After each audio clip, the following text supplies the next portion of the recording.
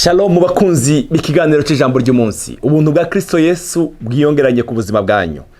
Turabasengera ngo mushishikare kumererwa neza muri byose. Turabashimiye ngene muhora mudukurikirana, mukora mugo dusengera, muhora mudushikira. Yesu abahezagire. Abataragira subscribe muyikore. Ijambo ry'uyu munsi riravuga ngo ngiye kubabwira uburyo bune bwo gusenga tugasubizwa. Uburyo bune bwo gusenga tugasubizwa. Uburyo bune bwo gusenga. Ikintu cyambere gusobanura neza icyo ugomba ku Mana, gusobanurira neza Imana icyo ugomba. Bene data, hariyo abantu baje gusenga bakavuga amajambo menshi kandi atumvikana. Imana yacu irakeneye ko duyitomorera neza ibyo dushaka. Akarorero gatoya, abana bacu iyo akusabye arakubwira neza, keneye ikaramu, keneye ikayi, keneye unsororere, arakubwira ikibazo kiwe afise. Ni byiza cyane ko tugenda imbere y'Imana tukayibwira dutomoye neza. Niba ukeneye amafaranga ubwira Imana ngo Mana nkeneye amafaranga aya kandi ndayakoze ibi. Bene data, hari ijambo ryanditse mu gitabo cy'Abefeso rivuga ngo ibasha kudukorera cyane ibirengeye ibyo dusaba n'ibyo twiyumvira, kuko ubasha bwayo budukoramo buri. Ibasha kudukorera ibirengeye cyane, mugabo kandi biradusaba ko natwe tubwira Imana ikibazo cyacu tugitomoye. Amen. Ikibazo ukakibwira Imana utomoye. Turi mu ntango z'umwaka, hariho abantu benshi babwira Imana muri rusange, Imana nkeneye ibi nkeneye ibi. Tomorera Imana uvyandike neza. Habakuki yaravuze ngo nzohagarara ku munara ho gushiba amako nkenguze ndabe icari bumbarire. Nzokwandika mu ndome zisomeka kugira ngo nuzobisoma wese azobibone. Bene data, tugomba gutomorera Imana neza icyo dushaka. Ndafasha akarorero kamwe gusa ku muntu witwa Bartimayo. Mari ku gice cya 10:46. Nuko bashitsi Yeriko, akiva Yeriko nabigishwa biwe bishengero ryinshi. Mwene Timayo yitwa Bartimayo, umusenzi w'impumyi, yari yicaye iruhande y'inzira. Yari umusezi kandi yari impumyi. Yumvise ko Yesu umunyanazarete atangura gutaka, yumvise Yesu atangura gutakamba ati, Yesu mwana wa Dawidi ngirira imbabazi. Aratanguye gutakamba. Abantu benshi baramuzibiriranya ngo ahore, ariko arushiriza cyane gutakamba ati, mwana wa Dawidi ngirira imbabazi. Yesu arahagarara ababarira ati, nimumuhamagare. Baramuhamagara, bamuhamagara iyo mpumyi, barayibwira bati, humura va hasi araguhamagaye. Abantu barakwambwira ngo barakwamuzibiza, none barahinduye, baramubwira ngo ngwino rero araguhamagaye. Nayo iti impuzu yayo irabaduka yegera Yesu. Yesu arayibwira ati, ugomba ko ndagukora iki? Aravuga ngo nshikeneye gukira. Yesu arayibwira ati, genda ukwizera kwawe kuragukijije. Acarahumuka amukurikira mu nzira. Yabwiye Yesu kibazo cye, nkeneye guhumuka. Amen. Ndashaka ko igihe cyose tugiye imbere y'Imana uzugerageza utomorera Imana neza. Abazi kwandika bandika, uza wandikira neza Imana, uvuge ngo uyu mutwaro nujanye imbere y'Imana. Twige gusenga tutarasengera ibintu muri vage, mu ibintu biraho. Dutomorera Imana. Ana yaduga ishiro akabwira Imana ngo nkeneye umwana kandi nkeneye umwana w'umuhungu. Haleluya. Umwaka uraza, umwaka wa kabiri, umwaka wa gatatu, kugeza igihe yagize isezerano aravuga ngo niwamumpa nzamugutangira. Bene data, Imana irakeneye yuko tuyitomorera neza ikibazo dufise. Suko itabizi, suko umwami wacu atazi. Bibiliya avuga ngo amenyera izo twiyumvira nizo tuvuga tarabivuga. Arabizi cyane, ariko kandi arakeneye ko ugiye imbere yayo umutomorere neza. Umubwire ngo mwami wanje ndaje imbere yawe, keneye kino, keneye nkumpe kino. Haleluya. N'Imana izayumva ibisabwa. Haleluya. Abantu benshi barasenga muri vagi. Reka ndakubwire uyu munsi, gutangira uyu munsi, gerageza utumbereze amasengesho yawe. Utumbereze neza amasengesho yawe. Uvuge ngo mwami 2026 ikintu nashize imbere niki. Haleluya. Nimba wasengera ikintu kurase kibwira Imana neza, nimba ari akazi kakabwira kacape bene data, tituwe n'abakene bo kwiyumvira, twiyumvira ibinini kuko Imana yacu ni nini. Cyambere gutomorera Yesu ibyo dukeneye. Icya kabiri, kwiga gusengera mu ijambo ry'Imana.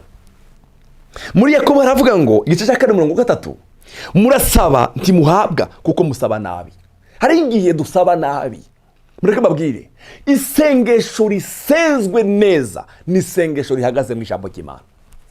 Imana yacu iza yumva ijambo ryayo kuruta amajambo yacu. Ijambo rya mbere nababwiye ngo ni gutomora iyo ntomoye mpagaze mu ijambo ry'Imana bigenda neza kurusha gutomorera neza mpagaze mu ijambo ry'Imana. Kayibwira ngo waravuze ngo musabe muzohabwa. Keneye guhabwa iki? Waravuze ngo nimba muri mwe bwarukenye ubwenge nabusabe. Waravuze ngo mu mishagu yawe twarakize indwara. Waravuze ngo haleluya. Iyo turiko turayibwira icyanditswe tuba turiko turasenga ubugombe bwayo 100%. Hari igihe tuguma tuvuga amajambo yacu twiremeye. Bene data, ajya amasengesho yawe y'amajambo yawe yagabanye. Gerageza haleluya wige usome ijambo ry'Imana, numara urikuremo amasengesho. Imana yumva imvugo yayo. Imvugo yayo ni iki? Ni ijambo ry'Imana. Murasaba ntimuhabwa kuko musaba nabi. Iga gusengera mu ijambo ry'Imana. Ibutsa Imana icyo gusezeraniye mu ijambo ryayo. Bibiliya irimo abasezerana ibihumbi n'ibihumbi. Haleluya. Bene data, nta muitaji, nta mutwaro n'umwe ufise utoronka reference mu ijambo ry'Imana. Ntawo. Utoronka ijambo ry'Imana. Ntawo. Iga gusengera mu ijambo ry'Imana. Usenga amasengesho magufi cyangwa maremare ariko hagaze mu ijambo ry'Imana. Ureke kubwira Imana amajambo yawe. Amajambo yawe nta washa, nta bushobozi agira. Ariko wige gusengera mu ijambo ry'Imana. Amen. Kandi Satani tumunesheje ijambo. Yesu mwibuke mu butayu, Satani yaraje aramubwira ngo nahindure ibuye umutsima. Arabwira ngo biranditswe ngo umuntu azotungwa n'umutsima gusa, azotungwa n'amajambo. Bene data, Yesu yabwira Satani zanditswe. Wowe Satani umubwira iki? Arigiye amasengesho yacu tugerageza kuyadekora, ukagerageza kuvuga amajambo mugabo wumva neza ukabura ijambo ry'Imana riri muri aya masengesho. Wumva neza ukavuga uyu muntu aya majambo ko ari menshi ariko nta jambo ry'Imana ririmo. Icya kabiri kindi, ugomba kwimenyereza kurangiriza isengesho ryawe mu izina rya Kristo Yesu. Hapana mu izina rya kibirengeye ngo tubisenze ngo mu izina ry'ikibirengeye. Isengesho ryacu rigomba kurangirira mu izina rya Kristo Yesu. Abana mu bindi ari giwe uvuga yandi bindi bintu. Rangiriza isengesho ryawe mu izina rya Kristo Yesu. Amen. Ndakwifurije kwiga gusengera mu ijambo ry'Imana n'ubutunzi bukomeye. Icya gatatu, gushishikara. Ushishikare kugeza wishuwe. Basomere ijambo ryanditse mu gitabo cya Luka 18. Gushishikara kugeza wishuwe. Abacira umugani wo kubigisha ko bakwiye guhora basenga ntibarambigwe. Imana ikurinde mwemwe yo kurambigwa. Bamwe bararambigwa bataranishugwa. Imana ikurinde mwemwe yo kurambigwa. Mu bituma amasengesho yacu yishugwa, umva harimo gushishikara. Shishikara timurambigwe. Arababwira ati mu gisagara habaye umucamanza adatinya Imana, ntagira udusoni tw'abantu. Muri icyo gisagara hari umupfakazi aza kuri we kenshi, aramubariye ati cira urubanza runkiza umwasi waje. Amara iminsi atemera, ariko hanyuma aribwira ati naho ndatinya Imana kandi singira udusoni tw'abantu, ariko kuko uyu mupfakazi angoye ndamucira urubanza rumukiza ngo ntiyame aza iminsi yose kunzigiririza. Kandi umwami Yesu aravuga ati nimwumve izuwo mucamanza gabitanye yavuze. None mbega Imana nizocira abo yatoranije urubanza rubakiza bayiborogera ku murango no mwijoro nayibatebza.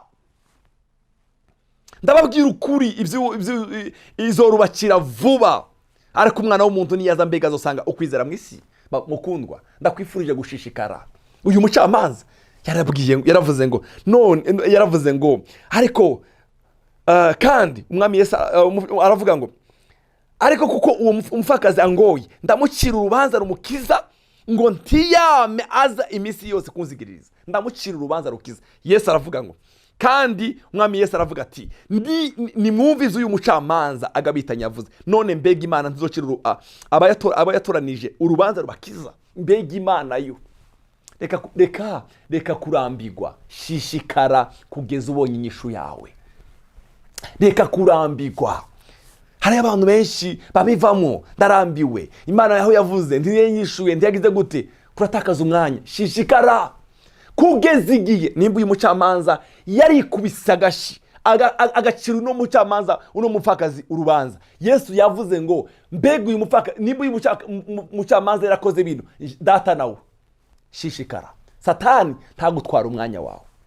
Icakane gituma amasengesho yacu yishurwa ni ubuzima bw'amashimwe, ni ubuzima bwo gushima Imana.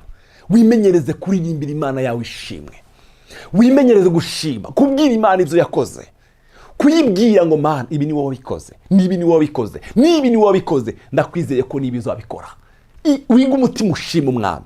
Zaburi y'ijana iravuga ngo musabe Uhoraho munezerewe, muze mu nyonga ziwe muririmba, mumenye yuko Uhoraho ari we Mana, niwe yaturemye natwe turabiwe, turi abantu biwe, turi intama zo mu cyanya ciwe. Mushike mu birimba vyiwe mushima.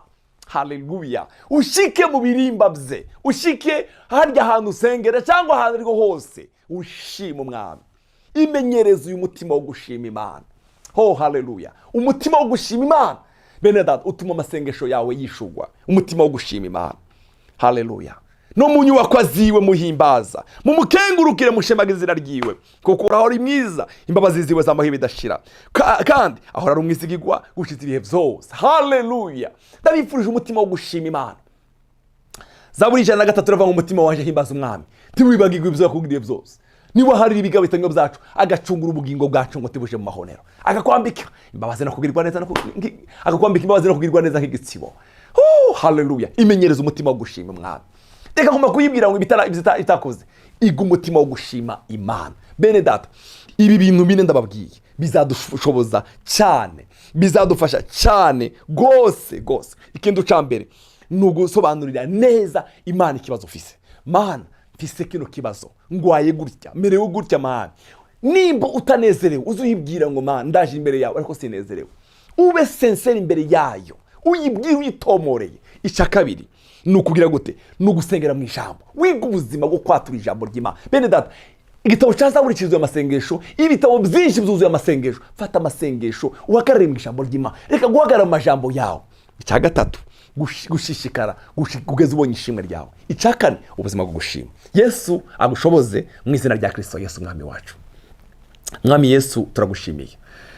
Haleluya. Ndasenze ngo uduhe umutima gushishikara, uduhe umutima Mwami wo gusengera mu ijambo ryawe, uduhe umutima wo gushima. Haleluya. Utwigishe gusenga dutumbereje neza ikibazo cacu. Mana uri Imana iza yumva ibisabwa, uri Imana izikora ibirengeye cyane, ibyo dusaba nibyo twiyumvira. Udushoboze. Haleluya. Kubo bino bintu bine kubi ubuzima bwacu Mwami. Igihe cyose ngimbere yawe menye kubwire neza ibintu bitomoye. Igihe cyose Mwami ndiko ndasenga, umpeze umutima wo gushishikara, umpeze umutima wo gusengera mu ijambo, umpeze umutima wo gushima. Haleluya. Ndasengeye umwene data ibi bintu bine bibe ubuzima bwe, bibe umwambaro wiwe. Urakoze cyane mu izina rya Kristo Yesu Mwami wacu. Amen. Yesu abahezagire.